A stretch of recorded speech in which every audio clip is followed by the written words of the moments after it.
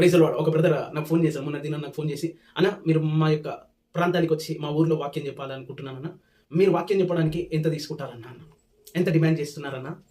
అని అడిగినప్పుడు నేను అలా ఏమి ఉండదు తమ్ముడు అంటే, "లేదన్నా మీరు ఫ్రీగా చెప్పేయచ్చు" అని అన్నప్పుడు, "లేదు అలా కాదు" అని అంటే చాలామంది, ఎందుకంటే అతను కన్వీనర్గా చేశారట క్రైస్తవ మీటింగ్స్ని. కన్వీనర్ అంటే క్రైస్తవులకు అర్థమవుతుంది. అయితే అతను చాలా మంది సేవకులను గతంలో పిలిచినాడంట. పిలిచినప్పుడు ఆ సేవకులతో సంభాషణ ఎలా ఉందంటే, "మాకు ఇంత ఇస్తేనే మేము వస్తాం, ఇంత డిమాండ్ పర్టికులర్ అమౌంట్ పెట్టి 50,000 ఇస్తేనే మేము మీ మీటింగ్కి వస్తాం, మీ ఊరికి వస్తాం. అది 50,000 ప్లస్ ఆ హాల్, ఆ గ్రౌండ్ అంతా నిండిపోవాలి ప్రజలు.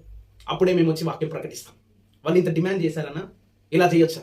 సో అలాగా వాక్యం చెప్పడానికి ధనము డిమాండ్ చేస్తున్నారా? ఇంత ఇస్తేనే నేను వస్తాను, నాకు ఇంట్లుంటేనే నేను వస్తాను, నాకు ఈ సౌకర్యాలు ఉంటేనే వస్తానని నీవు బిజినెస్ మైండ్తోనే సేవ చేస్తున్నారా? అటువంటి సేవకులను పిలవకూడదు.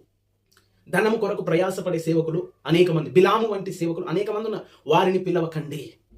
వాక్యముతో బిజినెస్ చేయడం, అటువంటి సేవకులను పిలవకపోవడం ఉత్తమం. ఎందుకు అనంటే, ఖండించాలి. వాక్యము ప్రకటించడానికి నాకు ఇంత ఇస్తేనే, 50,000 ఇస్తేనే నేను వచ్చి వాక్యం చెప్తాను అంటున్నాడంటే, ఆ సేవకుడు దేవుని వాక్యముతో బిజినెస్ చేస్తున్నాడు. సో అలాంటి సేవకులను మనము తృణీకరించాలి. తృణీకరించడం ఇన్ ద సెన్స్, అటువంటి వారిని వాక్యము చెప్పడానికి నువ్వు పిలవకూడదు. ప్రభువు నీకు తోడైంది, నీకు సమస్తమును తేటగా బయలుపరచును గాక.